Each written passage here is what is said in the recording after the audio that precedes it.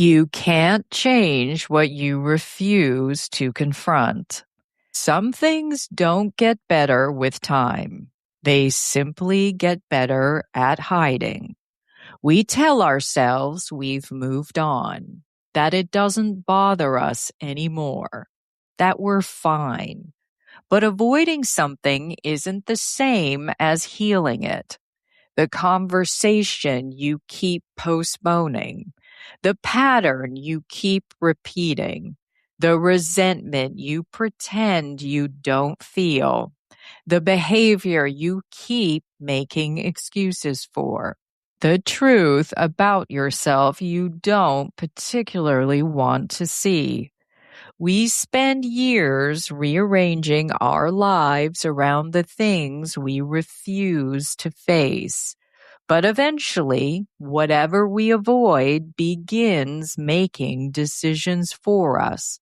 Because you cannot change something you are unwilling to acknowledge. You can't heal what you refuse to feel. And you can't create a different life while pretending the things keeping you stuck aren't there. You can't change what you refuse to confront. Avoidance can feel like peace. Avoidance is tricky because at first it often feels like relief.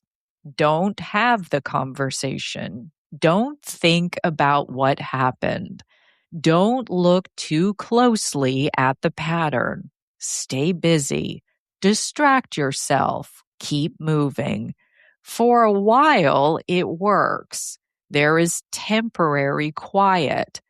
But quiet and peace are not the same thing.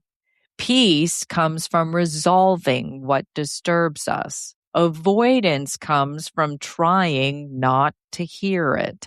And eventually, the things we bury have a way of making noise.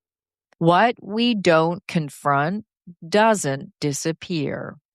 Ignoring a problem does not remove it from our lives. It simply changes the way it shows up.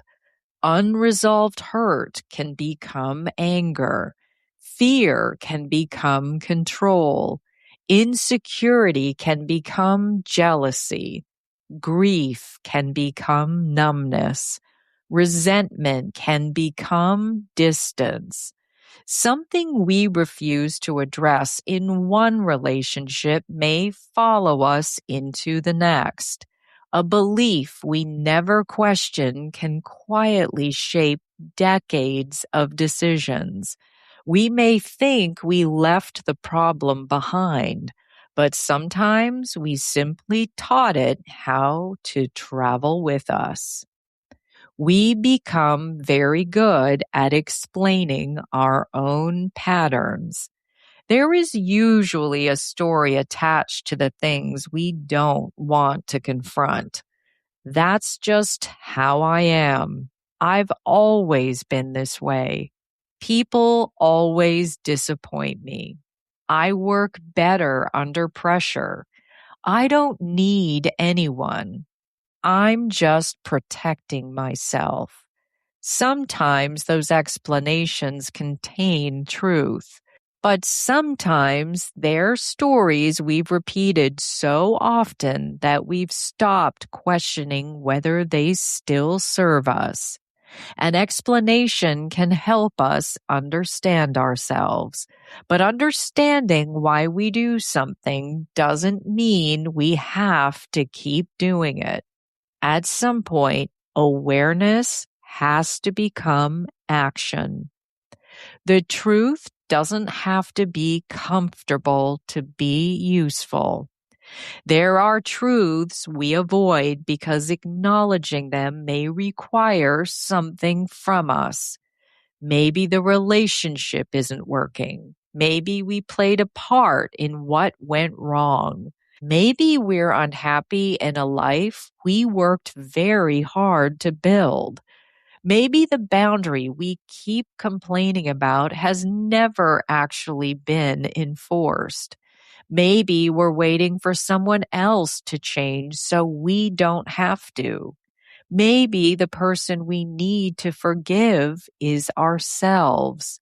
Truth can be inconvenient. It can disrupt the story we want to believe. But discomfort doesn't make something untrue. Sometimes the truth that unsettles us is exactly the truth capable of setting something in motion. Confronting yourself is not the same as condemning yourself. Looking honestly at ourselves can be difficult because many of us confuse accountability with punishment. If I admit I made a mistake, I'm a bad person. If I acknowledge this pattern, I've failed. If I recognize how I contributed to something, everything must be my fault. But accountability isn't condemnation. It's information. You can look at something you regret without deciding it defines you. You can recognize behavior you're not proud of and still have compassion for the person who didn't yet know how to do better. Growth isn't about putting yourself on trial.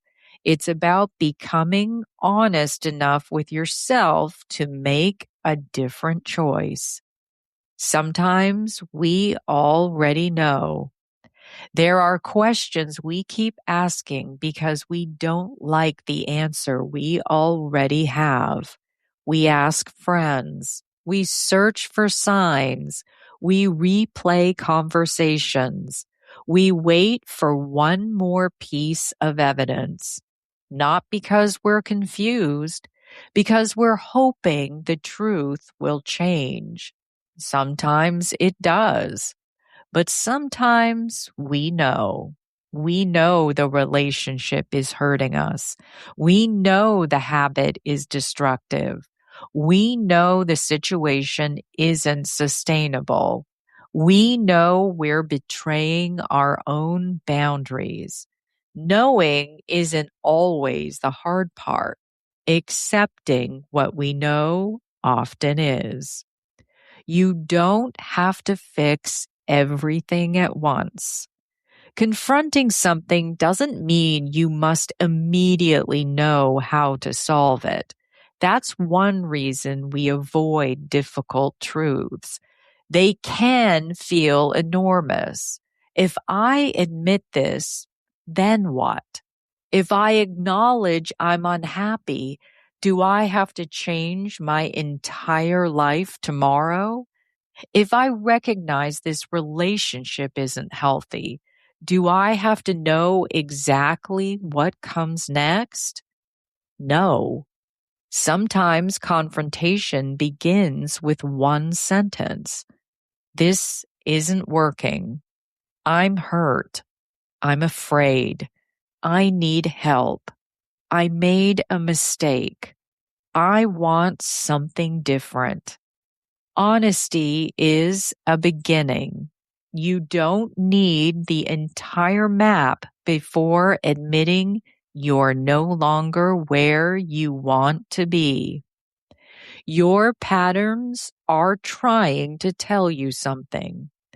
Pay attention to what keeps repeating.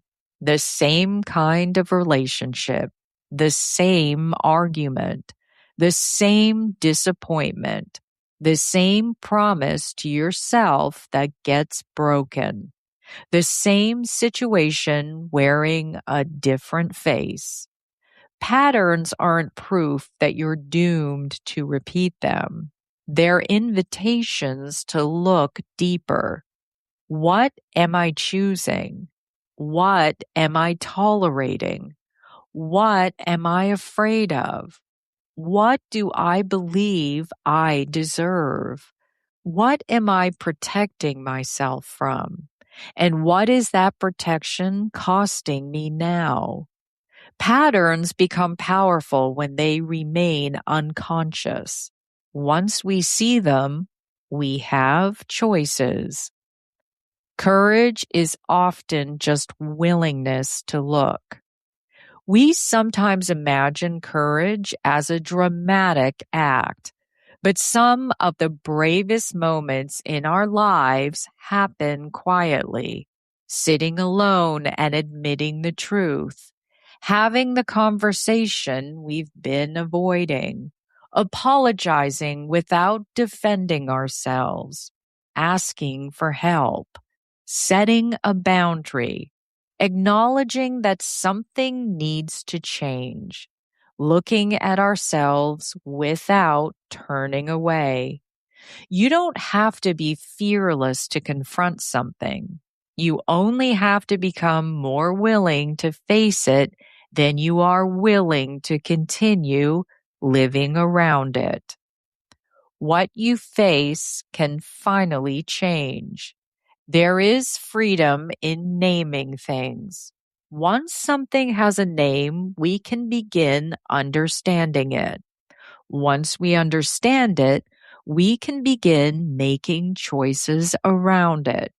And once we make different choices, our lives begin to change. Not instantly, not perfectly, but intentionally. The thing you've been avoiding may be uncomfortable to confront, but consider the alternative. Another year shaped by it, another relationship affected by it, another version of yourself trying to outrun something that keeps following. You don't have to solve everything today, but you can stop pretending it isn't there. Because what you refuse to confront gets to keep influencing your life from the shadows. What you are willing to face finally has the opportunity to change. Slay reflection. S. See what you've been avoiding. What truth, pattern, conversation, or feeling have you been trying not to confront? L. Look at what it's costing you. How has avoiding it affected your relationships, choices, peace, or well being? A. Accept what you know. What truth have you already recognized but haven't fully allowed yourself to accept? Why? Your next step. Choose one small action that moves you toward facing what you've been avoiding. You don't have to solve it today. Just stop looking away. Call to action. Join the conversation. I'd love to hear from you. What changed in your life when you finally confronted something you'd been avoiding? Share your story in the comments. Your experience may give someone else the courage to face something they've been trying to outrun. And if you know someone who needs this reminder, send this to them. Sometimes all we need is a nudge. I'm Carrie Genzel, reading a blog from stateofslay.com. Slay on.